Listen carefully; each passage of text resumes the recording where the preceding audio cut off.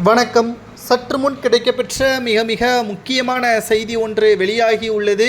வசமாக சிக்கிய ஈரோடு கிழக்கு தொகுதி இடைத்தேர்தல் வேட்பாளர் சந்திரகுமார் அவர்கள் மூட்டை மூட்டையாக வேட்பாளர் வண்டியில் பணம் இருந்ததன் காரணமாக பறக்கும் படை அதிகாரிகள் தற்பொழுது அதிரடியாக கைது நடவடிக்கை மேற்கொண்டுள்ளார்கள். குறிப்பாக ஒட்டுமொத்த திராவிட முன்னேற்ற கழகத்தின் அமைச்சர்களும் ஈரோடு கிழக்கு தொகுதி இடைத்தேர்தலில் பிரச்சாரங்களை மேற்கொண்டு வரக்கூடிய நிலையில் எதிராக இருக்கக்கூடிய நாம் தமிழை தோற்கடிப்பதற்கு பணத்தை கொடுக்க வேண்டிய ஒரு சூழல் ஏற்பட்டுள்ளது.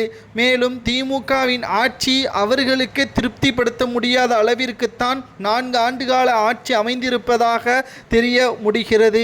மேலும் ஒரு ஓட்டிற்கு 5000 முதல் 7000 வரை சந்திரகுமார் அவர்கள் விநியோகம் செய்து வருவதாகவும், இவர் ஏற்கனவே ஜவுளி தொழில் நடத்தி வருவதால் ஜவுளிகளுக்கு நடுவே பணத்தை கட்டுக்கட்டாக வைத்திருப்பதாகவும் தற்பொழுது பறக்கும்படை விசாரணையின் மூலம் தெரிய வந்துள்ளது. மேலும் இந்த பணத்தை கொண்டு வந்தவர் திமுகவின் வேட்பாளரின் உதவியாளர் என்பது தெரிய வந்திருப்பதால் நிச்சயம் அவர் கைது நடவடிக்கை மேற்கொள்வது உறுதியாகிவிடும். ஆனால் ஆளும் திமுகவாக இருக்கக்கூடிய காரணத்தினால் இதை கண்டும் காணாமலும் மறைக்கப்படுவார்கள் என்றும் தெரியப்படுகிறது. இன்று ஈரோடு கிழக்கு தொகுதியில் பிரச்சாரத்தை மேற்கொண்டிருக்கின்ற நாம் தமிழர் கட்சியின் ஒருங்கிணைப்பாளர் சீமான் அவர்கள் இதை பற்றியான தகவல்களையும் வெளியிட்டிருக்கிறார். மேலும் திராவிட முன்னேற்ற கழகம் எங்களிடம் தோற்றுவிட்டது என்றும், தேர்தலுக்கு முன்பாகவே எங்களை தோற்கடிப்பதற்கு பணத்தை கொடுக்கிறது என்றால் நிச்சயம் நாங்கள் வெற்றியடைந்ததாகத்தான் பார்க்கப்படுகிறோம். பணத்தை கொடுத்து வெற்றியடைவது ஒன்றும் வெற்றி கிடையாது.